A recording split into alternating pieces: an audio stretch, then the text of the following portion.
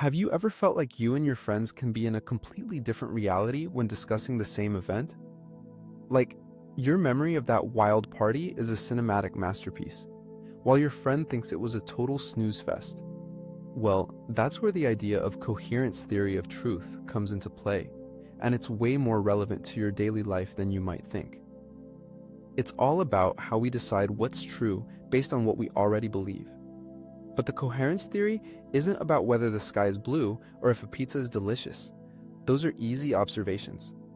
This theory tackles the tougher questions of belief by suggesting that a statement isn't considered true because it matches some outside reality, like the sky being blue. Instead, it's considered true because it fits well with all of the other beliefs you already hold.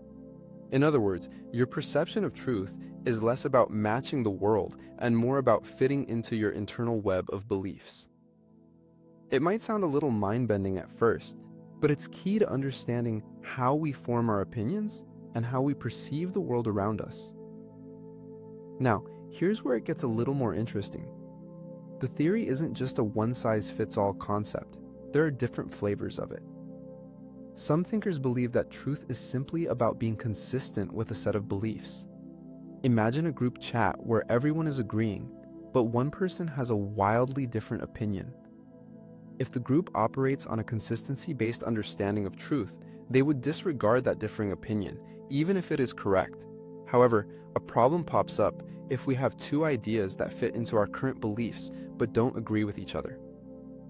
According to strict consistency, both would be true, which is definitely not how truth works. This highlights the fact that there must be more to the theory, and it is just an introduction. However, other versions suggest coherence is about entailment, where the statement in question must be logically included in your belief system. Think of it like a well-written essay. Each point makes sense, flows logically, and supports the overall thesis. But the most interesting take is the idea of mutual explanatory support, where different beliefs all help explain each other and strengthen the overall system of belief. This is like when you learn something new and it connects to a bunch of seemingly unrelated ideas. These are all ways we organize our world and understand our reality.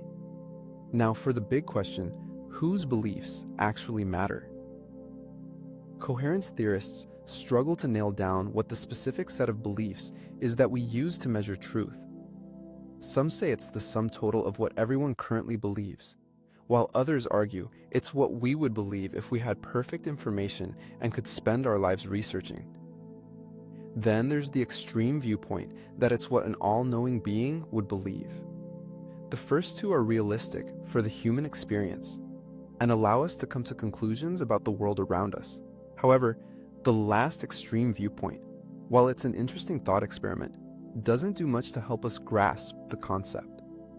However, it highlights the need for this theory so that we can organize the world around us. But here's the thing. If we go with the idea of what people believe, we immediately have to ditch the idea of objective reality.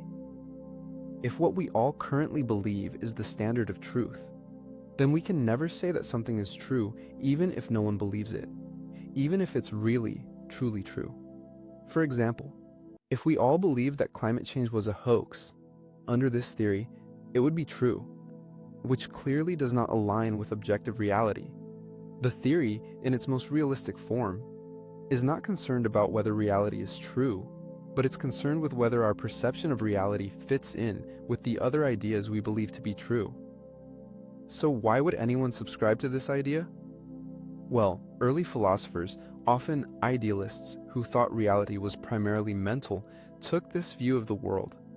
They figured if reality is just a collection of ideas, then truth must be about how those ideas fit together. Truth, in this sense, isn't a match to an outside reality. That's why some people can swear they saw a UFO and believe it wholeheartedly, while others deny such things exist. Both have different webs of belief, which result in two completely different realities. The argument goes that we can't step outside our own heads to compare our beliefs to some objective truth anyway. It is not an argument about the truth, but the perception of it. We only know our own experiences and beliefs. How can we be sure if what we see as truth is actually truth? We can only know if our belief fits with the other beliefs we hold.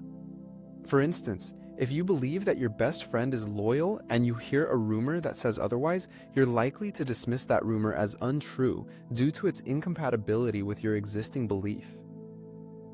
But here's where the theory faces major heat. One major criticism is that it doesn't explain what the specified set of beliefs actually is. For example, we can have a set of beliefs where Jane Austen was a mass murderer, and that can be consistent in and of itself. Then we can have another set of beliefs that says she died in bed, which is also consistent. Both sets of beliefs are consistent, but only one is factual. It highlights that there is no real way for the coherence theory to differentiate between true and false beliefs. Coherence theorists respond by saying, hey, we're talking about real beliefs, not random hypotheticals. But that leads to a new issue. How do we define real beliefs? What happens when different groups of people have different, yet equally consistent sets of beliefs? Who is the authority on what is true? The fact that there is no true answer to this highlights some major flaws in the coherence theory.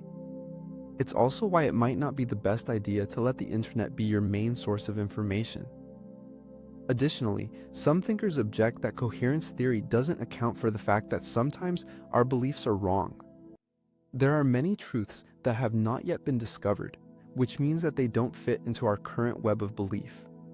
For example, there was a time where no one believed that Earth was round, but that did not change the fact that the Earth was round.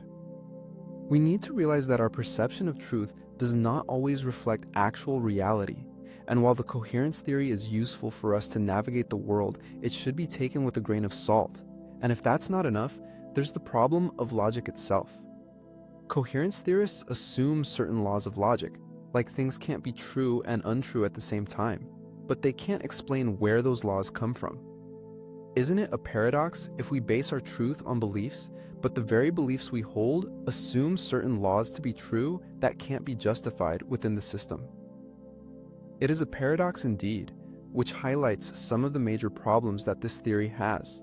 So while the idea that truth is all about coherence may sound nice and tidy, it's clear the theory has some serious holes that need to be worked out. Does that mean that it is all worthless? Or is it a valuable tool for us to understand ourselves and the world around us?